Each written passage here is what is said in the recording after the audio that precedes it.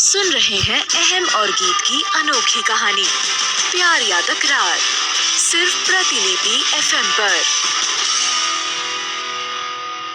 गीत ने अनजाने में ही फाइल को अपने हाथ में ले लिया। उसने जैसे ही फाइल को पलटा, पहले ही पन्ने पर एक फोटो थी और वह फाइल किसी मेंटल हॉस्पिटल की रिपोर्ट लग रही थी। उस पर पेशेंट का नाम लिखा था, योगेंद्र कपूर। योगेंद्र का नाम देखते ही गीत चौंकी। वह उस फाइल के आगे का पन्ना उलटती उससे पहले ही डॉली की जोरदार आवाज उसके कानों में पड़ी। दीदी, कहाँ हैं आप? दीदी! डॉली की आवाज सुनते ही घबराहट में गीत के हाथ से वह फाइल छूटकर नीचे गिर गई।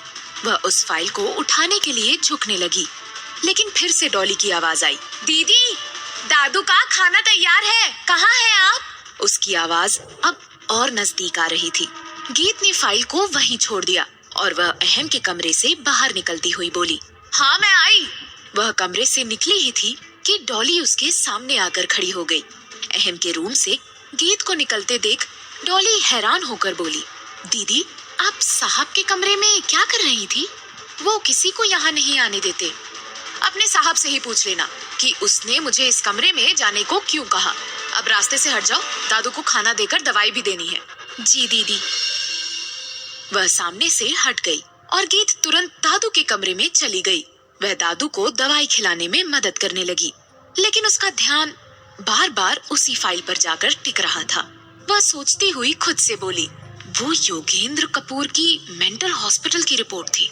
इसका मतलब है कि जूली मासी सच कह रही थी कि वह पागल हो चुका है। लेकिन वो है कहाँ? सच में वो 3rd फ्लोर वाले कमरे में है या कहीं और? उसके लिए 3rd फ्लोर वाले कमरे को अंदर से देखना बहुत जरूरी था, ताकि वह कंफर्म कर सके कि योगेंद्र उसके घर में है भी या नहीं। वह घर के बाकी कमरों को देख चुकी थी, वहाँ और कोई भी नहीं था और अब उस कमरे के अंदर झांकने के लिए रात से बढ़िया समय और कोई नहीं था।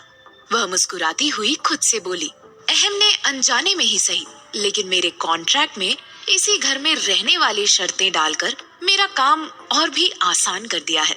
अब मैं रात को आराम से कमरे के अंदर झांक सकती हूँ, बस जल्दी से रात हो जाए।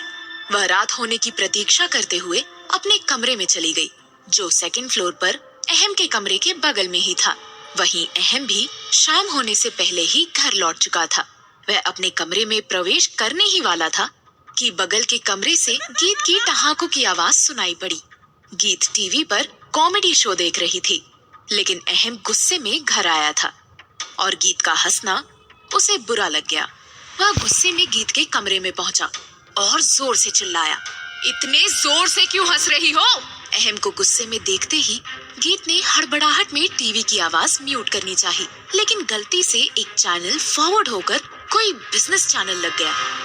अहम ने टीवी की तरफ झांक कर देखा तो वहाँ उसकी company Red Rose Beauty and product का मार्केट सर्वे चार्ट दिखाया जा रहा था, जिसमें गिरावट ही झलक रही थी। अहम को लगा जैसे गीत कंपनी की गिरावट को देख के ही हंस रही थी। उसका गुस्सा 7वें आसमान पर पहुंचा। वहीं गीत की नजर भी जब टीवी पर पड़ी तो उसने माथा पकड़ लिया और गुस्से में बड़बड़ाई, शिट, ऐसा मेरे साथ ही क्यों हो जाता है? पता नहीं अब ये क्या समझेगा। तभी अहम गुस्से में बोला, तुम्हें तो आज बहुत खुशी हो रही होगी, है ना? हमारी फेयरनेस क्रीम वाली कंपनी बंद होने की कगार पे जो खड़ी है। गीत हैरान होती हुई बोली, मैं क्यों खुश होऊंगी? मैं तो कॉमेडी। तभी अहम उसकी बात काटता हुआ बोला, हाँ, तुम्हें ये कॉमेडी ही लगेगा ना। तुम तो यही चाहती हो कि मैं अपनी कंपनी बंद कर दूं, ताकि लोगों को झूठ ना बेच सकूं, उनकी भावनाएं आहत ना हो। तुमने जैसा चाहा वैसा ही तो हो रहा है। गीत बोली, तुम गलत समझ रहे हो मुझे। अहम गुस्से में बोला, मैं गलत समझ रहा हूँ? मैंने जब भी तुम्हें देखा अपनी कंपनी के अगेंस्ट ही कुछ करते हुए पाया। पहले तुमने होर्डिंग लगाने से रोका, फिर बच्चों को लेकर ऑफिस पहुंच गई, उसके बाद महिलाओं को साजिश करने के लिए भेजा। अब तुम टीवी पर हमारी कंपनी के ग्रोथ चार्ट को गिरते हुए देखकर हंस रही हो। इसे मैं गलत नहीं समझूं तो क्या समझूं? गीत जवाब में कुछ कहती उससे पहले ही डॉली के चिल्लाने की आवाज दोनों के कानों में पड़ी। साहब जी, दादू, नीचे आइए जल्दी। अहम घबराया और बोला, दादू? क्या हुआ दादू को? डॉली फिर से बोली, साहब जी जल्दी आइए। अहम तुरंत ही फर्स्ट फ्लोर पर भागा। गीत भी उसके पीछे पीछे गई। दादू के कमरे में जाते ही अहम ने देखा कि दादू के हाथ पैर छटपटा रहे थे। वह तुरंत ही गीत की तरफ मुड़ा और घबराई आवाज में बोला, क्या हुआ है दादू को? गीत तुरंत ही पास जाती हुई बोली, सामने से हटो, दादू सांस नहीं ले पा रहे हैं, उन्हें ऑक्सीजन देना होगा। मैं ऑक्सीजन मास्क लगाती हूँ, तब तक तुम डॉक्टर लतिका को कॉल करो, जल्दी करो। अहम डॉक्टर को कॉल करने लगा और गीत ने जल्दी से ऑक्सीजन मास्क को दादू के नाक पर लगाया। कुछ ही पल में दादू के अंदर ऑक्सीजन जाने लगी और उन्होंने छटपटाना बंद कर दिया। ये देखकर अहम और गीत दोनों ने राहत की सांस ली। गीत दादू के सिरहाने बैठ गई और अहम भी पास ही सोफे पर बैठ गया। गीत ने अहम से पूछा, डॉक्टर आ रही हैं? हाँ, वो हॉस्पिटल से निकल गई हैं।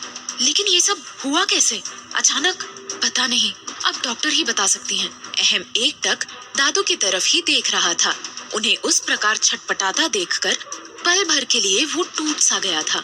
कुछ देर पहले तक जहाँ उसे गीत को देखकर गुस्सा आ रहा था, वहीं अब बस दादू के प्रति एक इमोशन उसकी आंखों में तैर रहा था। उसने गहरी सांस लेते हुए दर्द भरी आवाज में कहा, समझ नहीं आ रहा है कि हमारे आसपास क्या हो रहा है। दादू की तबीयत अचानक खराब हो जाती है, मेरी कंपनी अचानक डूबने वाली है, सब कुछ गलत हो रहा है मेरे आसपास। अहम को उदास देखकर गीत बोली, डोंट वरी, सब ठीक हो जाएगा। दादू को कुछ नहीं हुआ और तुम्हारी कंपनी भी वापस खड़ी होगी। अहम ने दर्द भरी मुस्कुराहट लिए हुए कहा, ये तुम कह रही हो? तुम चाहती थी ना कि कंपनी बंद हो और ऐसा हो रहा है। लेकिन इतना याद रखना गीत, ये बिजनेस है, मैं मार्केट में रहूं या ना रहूं, लेकिन फेयरनेस क्रीम बिकना बंद नहीं होगा। मेरी जगह 10 और कंपनियां खुल जाएंगी और वो जो वादा करेंगे वो सच हो, इसकी गारंटी ना के बराबर होगी। अहम कह तो सच रहा था और गीत के पास इसका कोई जवाब नहीं था। उसने चुप रहना ही बेहतर समझा। तब अहम बोला, तुम जब पहली बार मेरे ऑफिस आई थी और तुमने मेरे प्रोडक्ट के बारे में लोगों की राय बताई थी और भला बुरा कहा था, तब मैंने इसे एक सुझाव की तरह लिया। मैं अपनी करोड़ों की कंपनी बंद नहीं कर सकता था, लेकिन मैंने प्रोडक्ट के पैकेट पर एक वैज्ञानिक चेतावनी लिखवाई, यह जानकर कि उसे पढ़ने के बाद हो सकता है लोग ना भी खरीदें और मैं घाटे में आ जाऊं।